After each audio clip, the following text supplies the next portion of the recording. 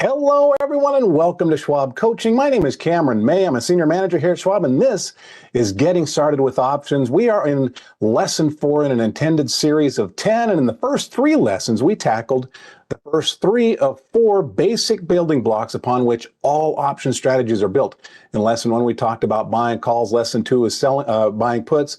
Lesson 3 is selling calls.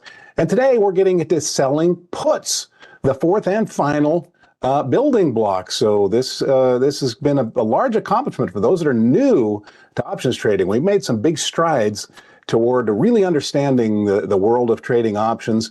We're going to be talking about selling puts, pros and cons, what are the motivations, and how might it be done using the Thinkorswim platform to place trades. We're going to be doing all of that today. Before we can get to any of it, though, let me first of all say hello to everybody that's already chatting out there in YouTube land. Hello there, Manisha Ricebird, Sharon, Will, Leon, Jim E, Randy, Life in the Fast Lane, Eva, Jules, Ray, Kevin, Jack, everybody else. Thanks for joining us week after week. We really do appreciate your attendance and your contributions in these discussions.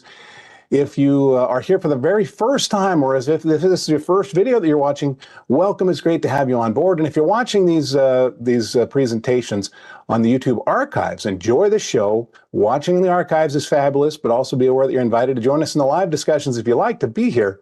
This is a Tuesday webcast series. It kicks off promptly noon Eastern time. We'd love to have you here. Anyway, let's get into this. As we do, first thing I would like to do is issue an invitation to you to follow me on X. You can follow me there at Cameron May CS. I should also point out, I missed this.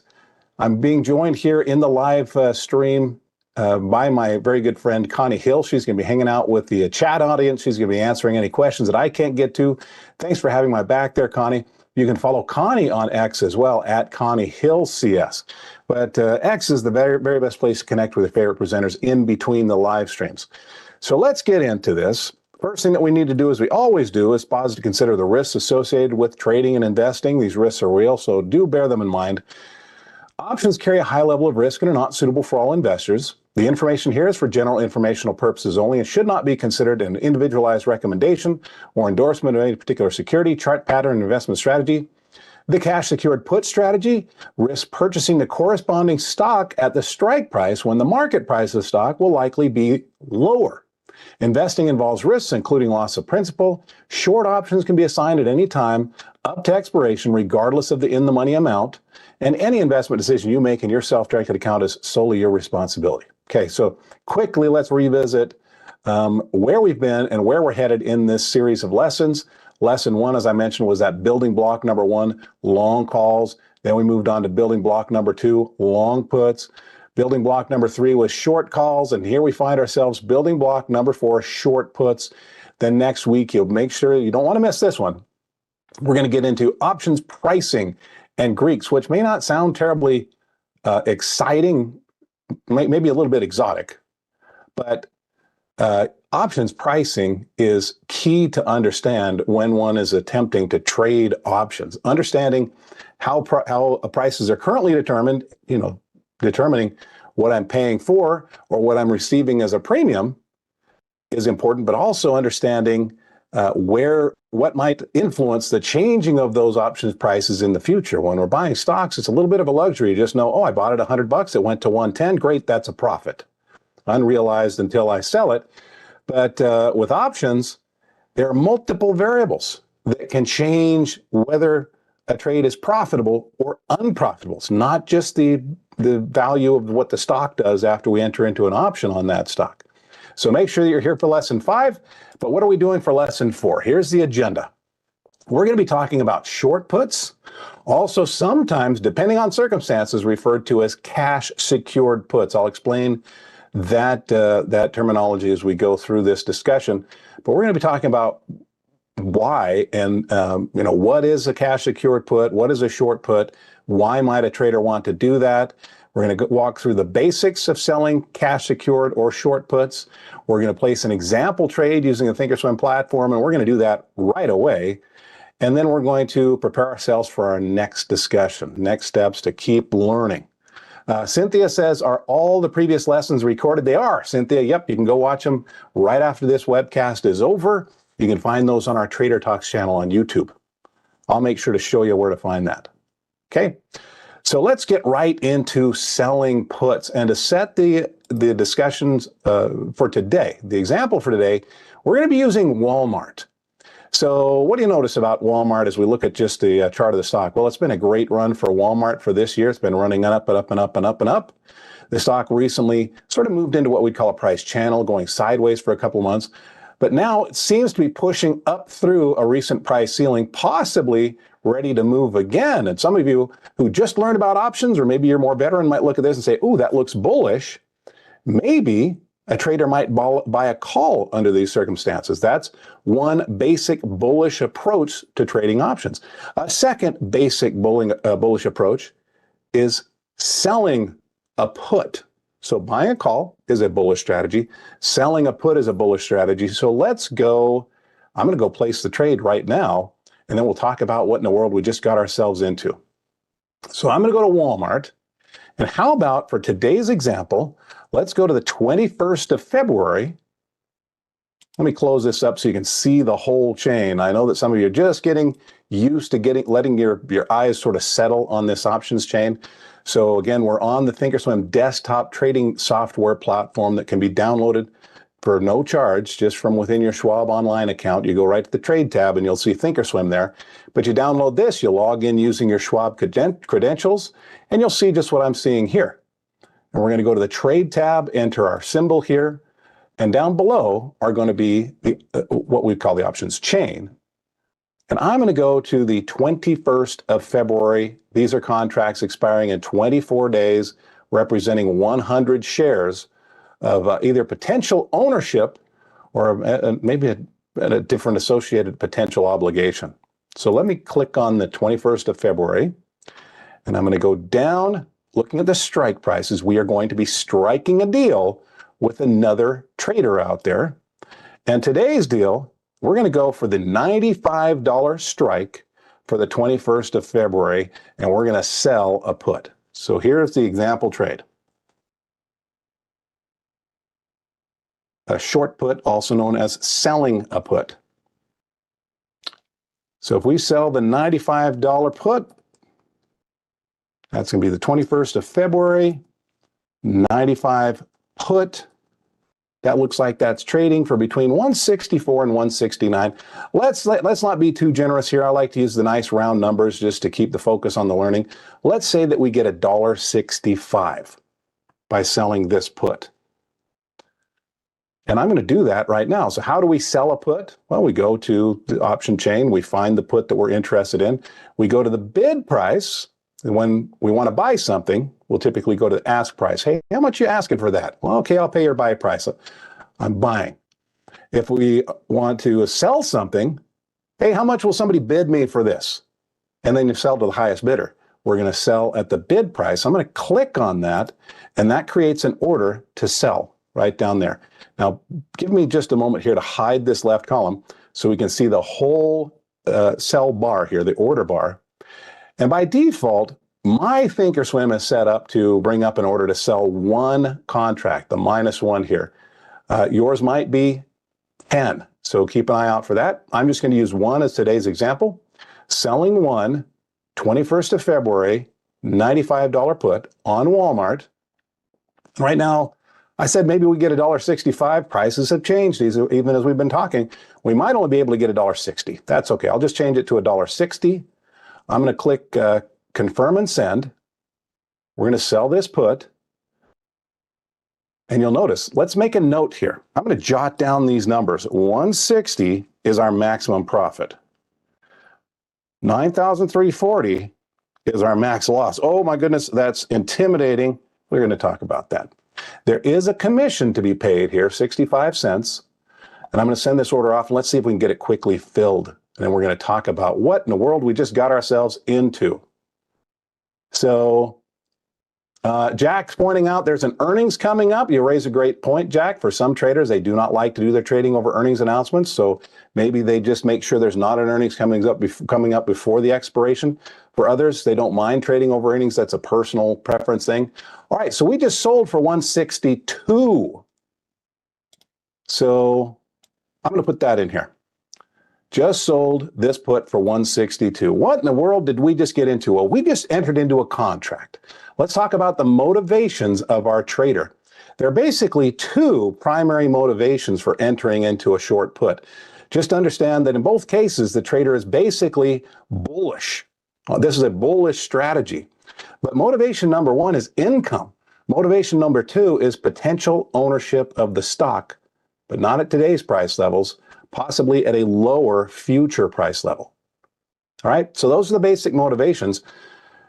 But let's break down the contract that we just got into. What we just did is we sold this put and collected $1.62 per share. These are standard contracts. We saw the number 100 displayed on the option chain. That means we've just entered into a contract with another trader where there may be an exchange of 100 shares of stock.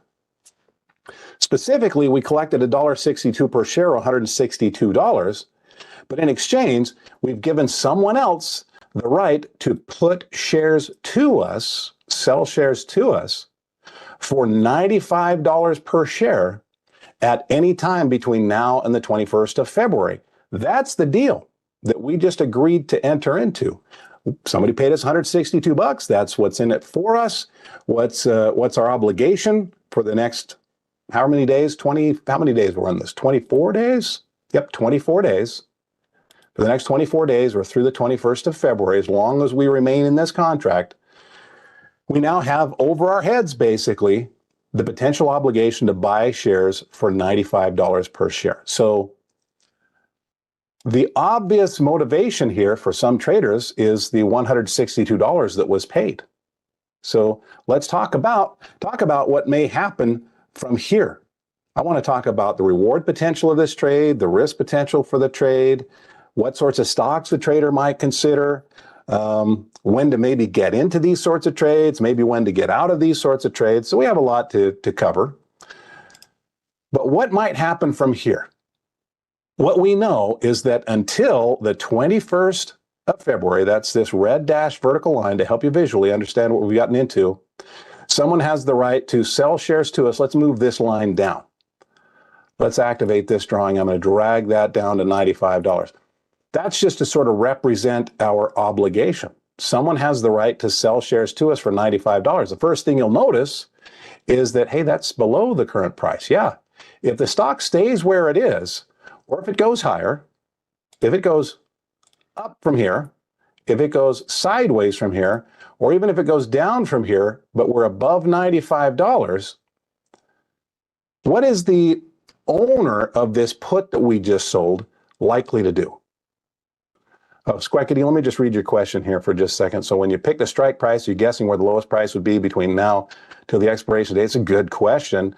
I will talk a little bit more about which strike price. Notice mine was, did it feel a little bit random? Cameron, why'd you do 95? There are pros and cons to different strike prices. We'll talk about that in just a moment.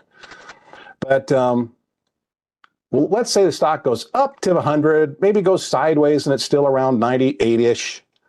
Or maybe it falls down to 96, but it's still, in all three of those scenarios, above 95 by February 21st. Before or on that date, the other party has a decision to make. Hey, do I really want to sell my shares to Cameron? Do I really want to put these shares to Cameron? Well, if they're worth 100, if they're worth 96 or 98 or $100, there's not much motivation for that other trader to say, you know what, Cameron, you can have my shares at a discount just out of goodness of my heart. No, most likely scenario there is at expiration, the other party here just says, hey, Cameron, keep my $1.62. I'm keeping the shares. And that becomes a realized gain at expiration. Might not feel like a lot. $1.62, does that seem like a lot? Well, $1.62 on a $95 obligation is better than a 1.5% in 24 days. So it's not nothing. It's actually a fairly high potential rate of return, but it does have that obligation that the trader has to be comfortable with. And that is the primary motivation for lots of traders out there. They just like to collect that premium. And then if they get the direction of the stock right, maybe the contract just expires worthless and they keep the $1.62. Well, that's if the stock goes up. what if it goes down below 95 to 94, 93, 90? If it goes down here, I'm just going to use an extreme example as well. Let's put it down here at 80. Could it get down to 85 by the 21st of February? Yeah, it could. It's not likely, but it could. If the stock drops below 95 and we hit that expiration, the other trader has to make up their mind. And by the way, they could do this at any time. But by February 21st, they have to have made an ultimate decision. Am I going to sell my shares to Cameron in this scenario or not? Well, if the shares are only worth 94 or 90 or 85, they have a strong motivation to assign that contract to sell those shares to us. So if we're required to buy the shares at 95 when they're down at 94 or 92 or 90, that can sting a little bit. However, this actually may still be the intended outcome for some traders. What they might be doing here, let me just clean up my chart for just a moment. Let me just clear off the whole drawing set. I mentioned that there are two primary motivations. There's the income, but there's also the potential for ownership. Let's put ourselves in the shoes of a trader who sees Walmart right now. And they think, you know what? I wouldn't mind adding Walmart to my portfolio sometime in the next little while. I'm just not really thrilled with maybe buying where it might be a possible high. I'd prefer to buy at a lower price. And while I'm waiting for that lower price, maybe I could arrange for somebody to pay me to buy at a lower price. That's the concept of this deal. Collecting this premium, hoping for the price to drop, and then we get assigned at a lower price. Sure, would that lower, if we get assigned at 95 while the stock is at 94 or 93 or 92, are we at that moment paying a higher price for it? Yep, we are.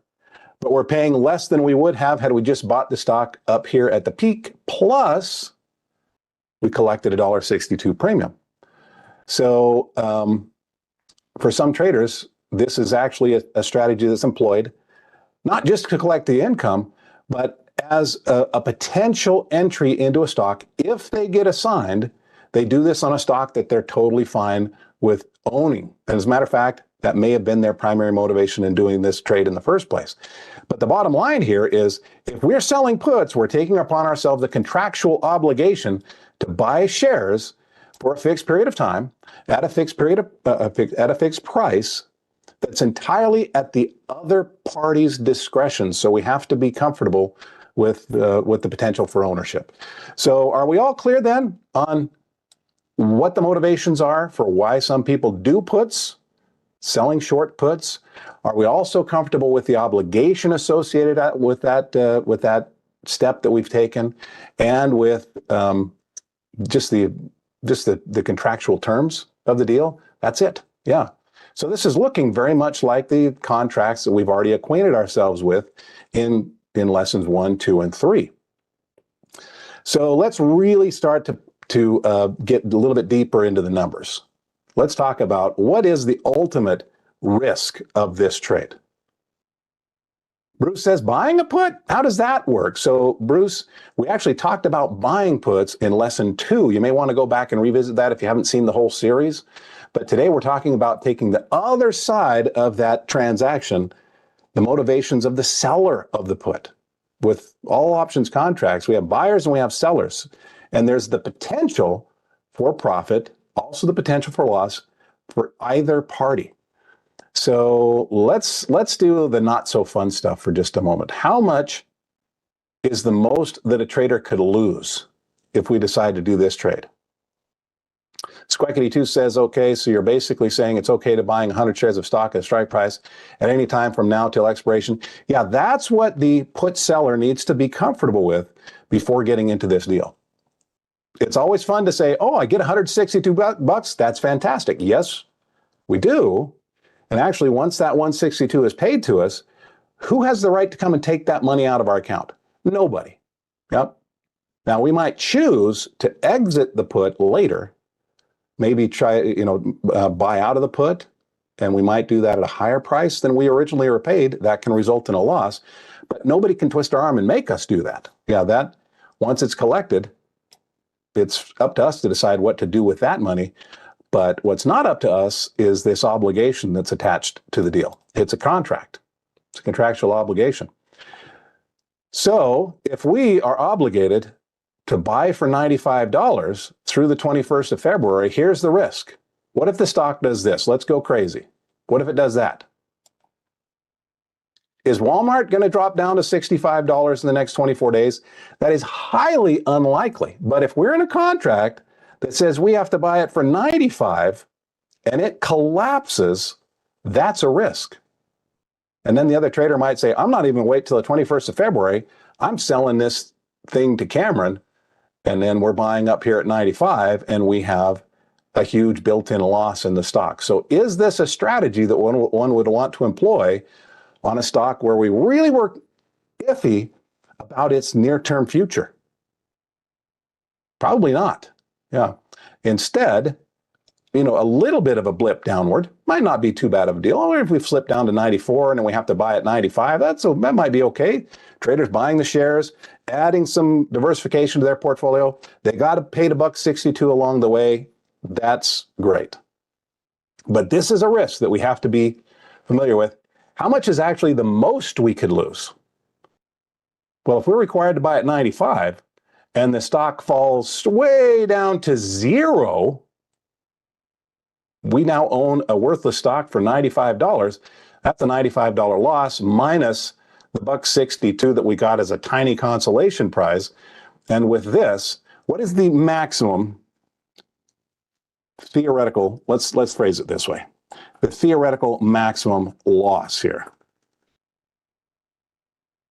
Well, it'd be, if we got assigned the shares at $95, but we did get $1.62 that was collected up front, that would leave us with a maximum loss of $93.38. I did that math in my head, but you may have noticed as we were placing the trade, I jotted this down. It said that our maximum loss was $9,340. Yep. Yeah, so that can be terrifying as a new seller of puts. But let's put that in realistic terms. What would have to happen in order for us to actually lose $9,300 on this trade? Walmart, one of the biggest companies in the world, would have to go to zero value in the next 24 days. Is that likely? Extremely unlikely, but it's still a little fact of this trade that we have to be aware of. Little fact, it's a big fact. How much is the most the trader can make on this trade? It's actually just the amount that was collected. Because if the stock goes up, the other trader might say, Cameron, I'm going to hang on to my shares. You keep my $1.62 and the deal's over. On day 24, time's up, and it's now just a realized gain. In comparison to the maximum loss, this seems minuscule, but actually the probabilities of this happening greatly outstrip the probabilities of this ever happening, right? But we do need to just be aware of those sorts of things. So we've talked about the risk. The risk is there's limited upside, and there's the risk of assignment. We might have to buy the stock at a price that's lower than the price at which, at the time at which we're required to buy. The reward is the premium. We might also be able to buy the stock at a lower price than if we just bought it on day one. And if we don't have to buy the stock, well, the trader might just do it again the next month. Just repeat this process. Glenn says, so can the buyer exercise their rights anytime before expiry, or do they have to wait until the 21st of February? It's a good question, Glenn. They can do it at any time for any reason, no matter where the price is. As long as the price is above 95, there is a lower probability of that happening. The further we fall below 95, the higher the probability goes that the owner of the put is going to require the seller of the put to buy their shares from them. But really, it could happen at any time. I will say that it's less likely. How do I want to phrase this? Most contracts are not assigned before expiration, whether they're what we call in the money or out of the money. Greg is asking about something called the wheel strategy. We're not going to get into wheel strategy today, Greg, which is actually a concept of selling a put, seeing if we get assigned, and then doing a covered call, which is another strategy we already discussed. But not today's discussion, Greg. All right. So what kinds of stocks might a trader decide to do short puts on?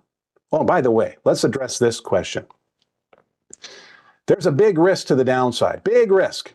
If we're selling short puts in an IRA, which is legal, now I will say, no matter the option strategy, even if it's legal, it doesn't mean that every trader can do that strategy in their IRA. We still have to apply for options approval and get approval for certain levels of strategies.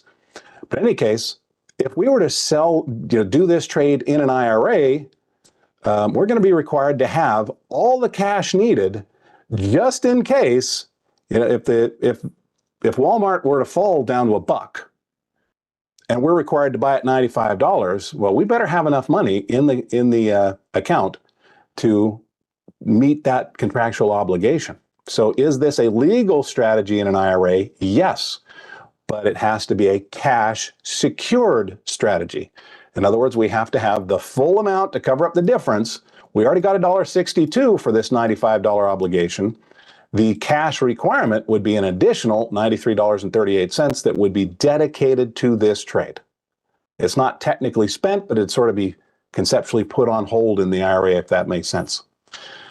Within a margin account, it's not required that we have the whole $93 in cash. It would be a fraction of that, generally around 20% of that, because is it likely that there's going to be a huge gap between the current value of the stock and the strike price? It might, if we drop down, there could be a gap, but falling way down here or all the way to zero is relatively unlikely. So generally 20% is required within a margin account. But what kinds of stocks? Hopefully you've already thought about this. So Bruce says, is that a butterfly? We're not going to get into those sorts of more advanced option strategies in this webcast series. No, this is not a butterfly. It's just a short put. That's it. But what kinds of stocks? I think a lot of you, even if you're brand new to this strategy, you're probably saying, well, Cameron, I would never do this on a stock I didn't want to own. Well, that's probably the case with traders who sell puts. They recognize that they can get assigned at any time, and so therefore they better be okay with ownership for at least a little while. If we get assigned the shares, does that mean that we're required to keep the shares? Not really. Maybe we just sell the shares the next day. But ownership is a possibility. So they may pre-qualify the quality of the stock as, however they see fit. Maybe they want to check the fundamentals, see if it appears to be a fundamentally quote-unquote healthy company with strong growth or value metrics. Maybe it's in a sector where the trader doesn't already have some exposure to risk. Maybe they do it on stocks where they've studied the chart and they're just convinced that it looks like a nice bullish stock. And if it winds up in their portfolio, they're okay with that.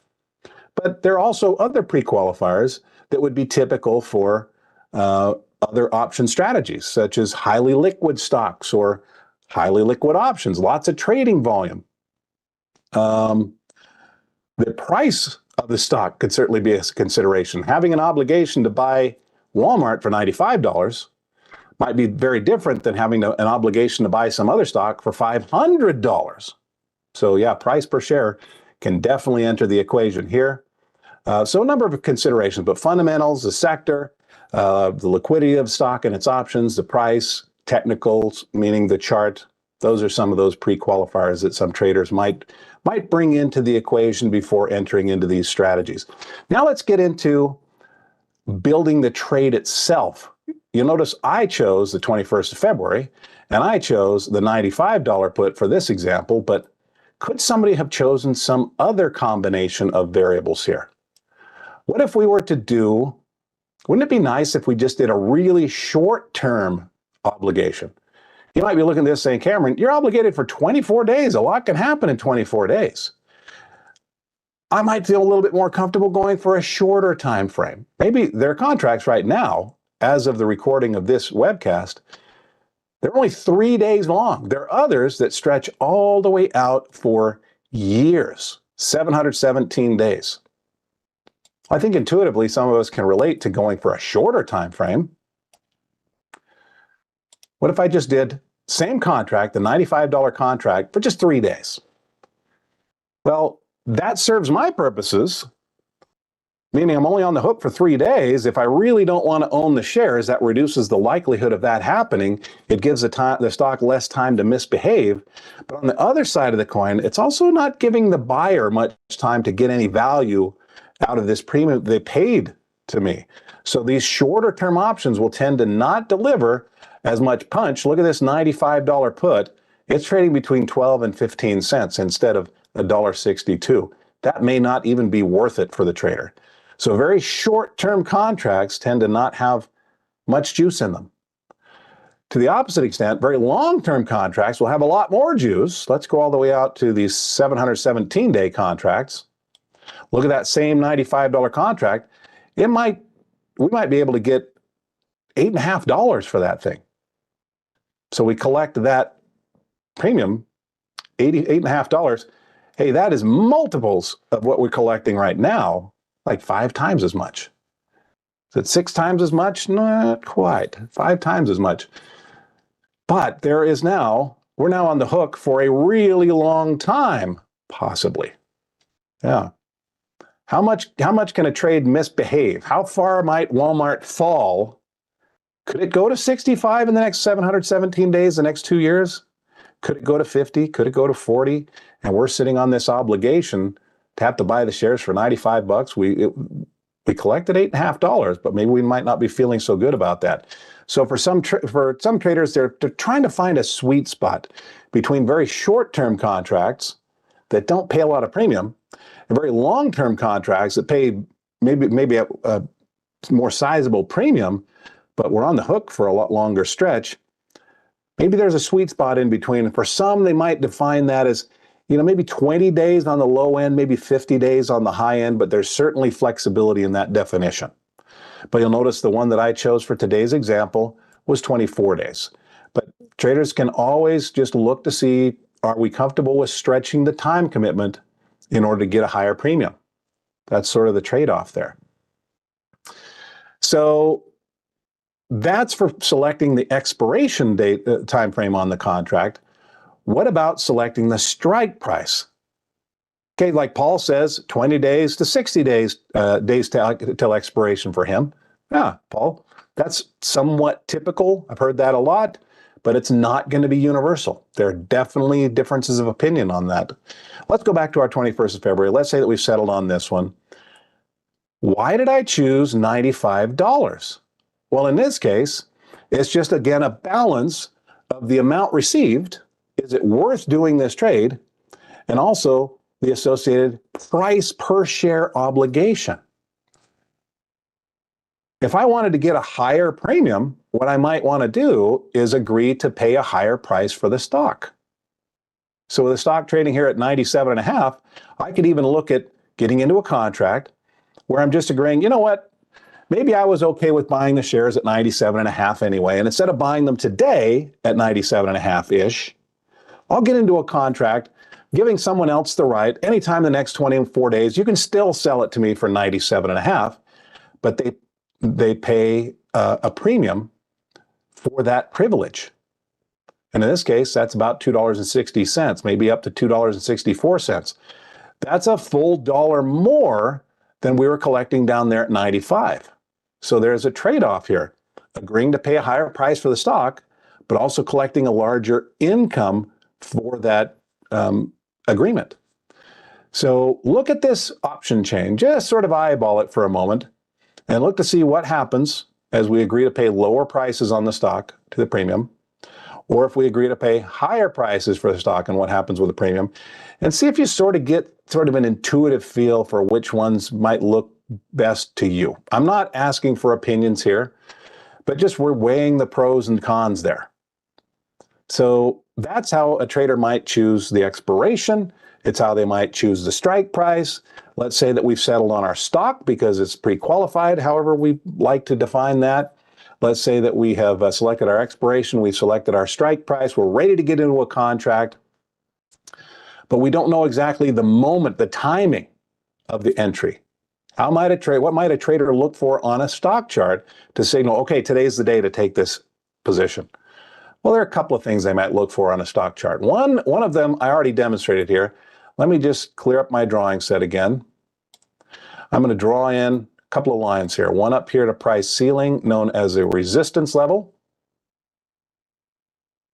and a second one down here at a price floor known as a support level. Let's put that support right about there.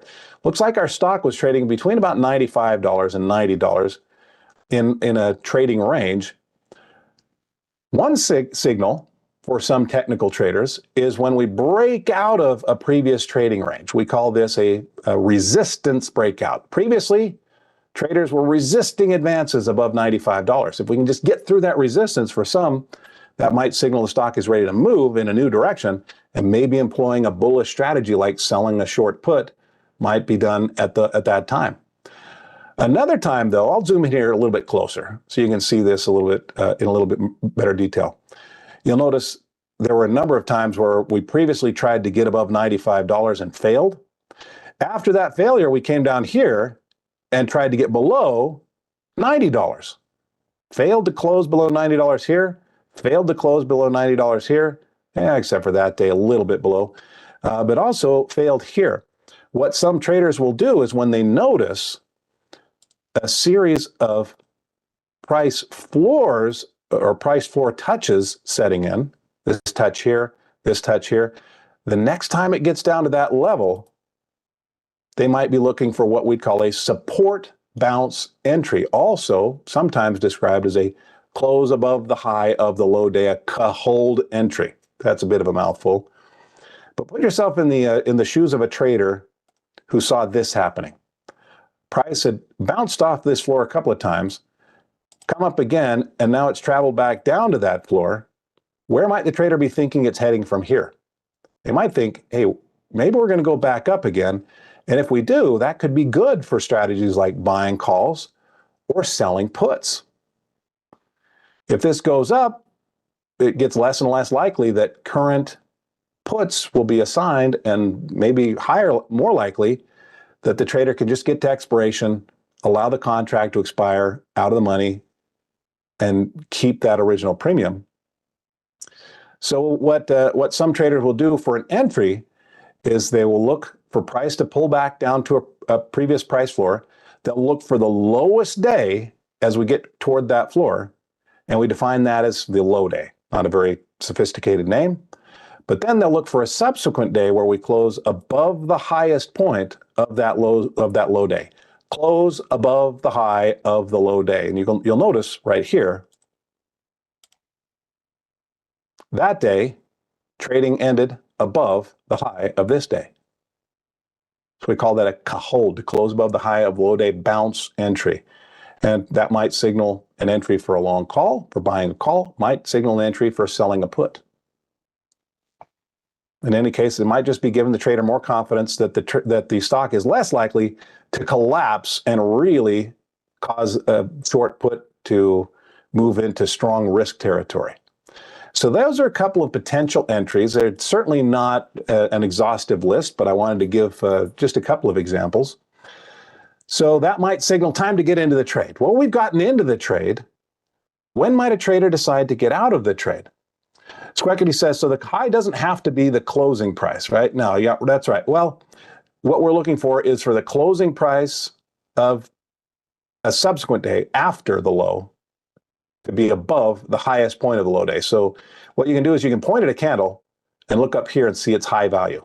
So the high of this day was 91.72. That's the H. And then as I point at this one, so if we have a high of 91.72, we're looking for a close at 91.73 or higher.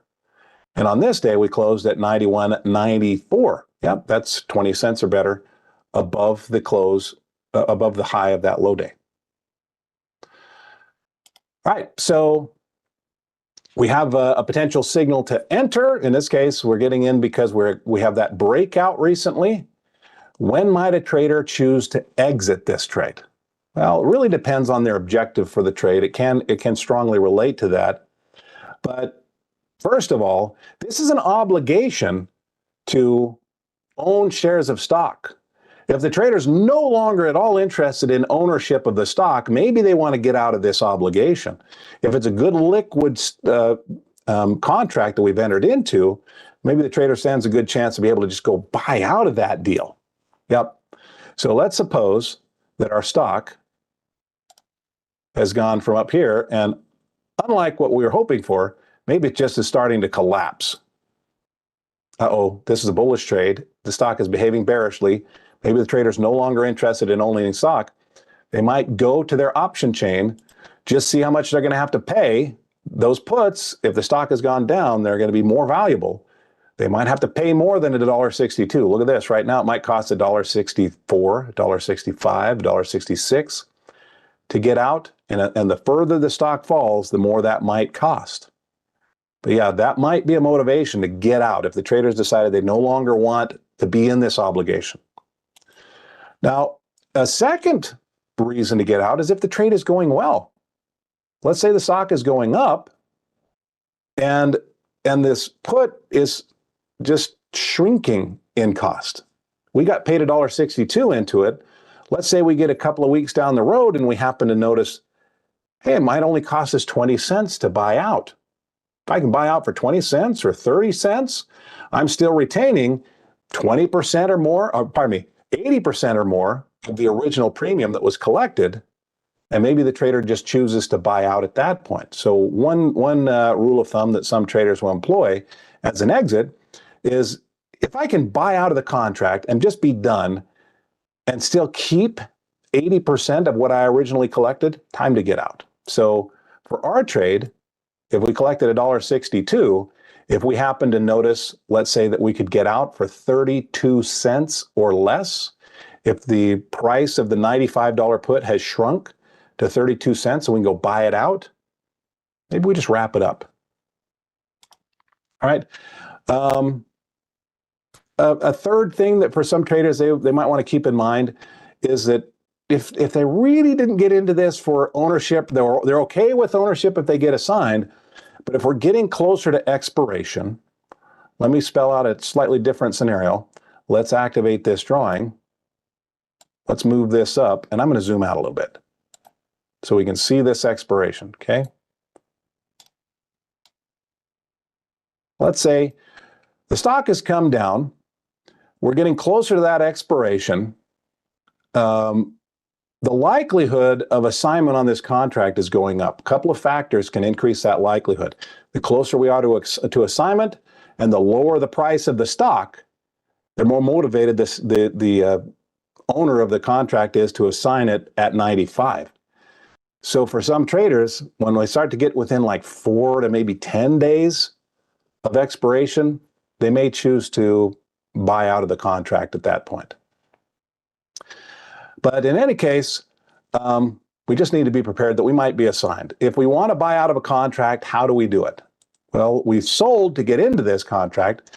We just make sure we're in the same trading account and we put it in order to buy the same number of contracts on the same strike price.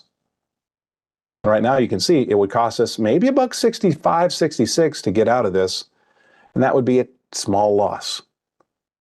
But that's how a trade might be closed. Now, we're not guaranteed an execution on a trade once entered, so liquidity can play a role. That's why traders will really emphasize liquidity of the stock or the option. But with that, though, guys, Squeckity says when you buy out the contract, you pick the same. Yep, exactly right. No, it's the same strike price, same stock, same expiration. Yep, it can also be done from one's monitor tab. See, here's our position right here. We can just go to our monitor tab to make sure we're getting out of the right one, right-click on it, and create a closing order to buy that thing back. That'll just take us right back to the trade tab. And we can try to finesse the price that we're paying, see if we can get filled a little bit better price. But that's it. Guys, we've accomplished what we set out to do today. When we kicked things off, I wanted to do building block number 4. We have defined cash secured puts. We've gone through important considerations and key numbers. We've gone through the basics for stock selection, option selection, entry and exit considerations, place an example trade. That has us prepared for next week's lesson, lesson 5, options pricing and Greeks. That's an important one. Don't miss it. I'll see you for that. But I'm gonna let you go. But as I do, I want to remind you, if you haven't subscribed to the channel yet, do that. It doesn't cost anything, and the channel is where we post our previous webcasts. So Trader Talk webcasts. Just go down and click on that. It's actually Trader Talk Schwab Coaching webcast. Go down and click on that link down below.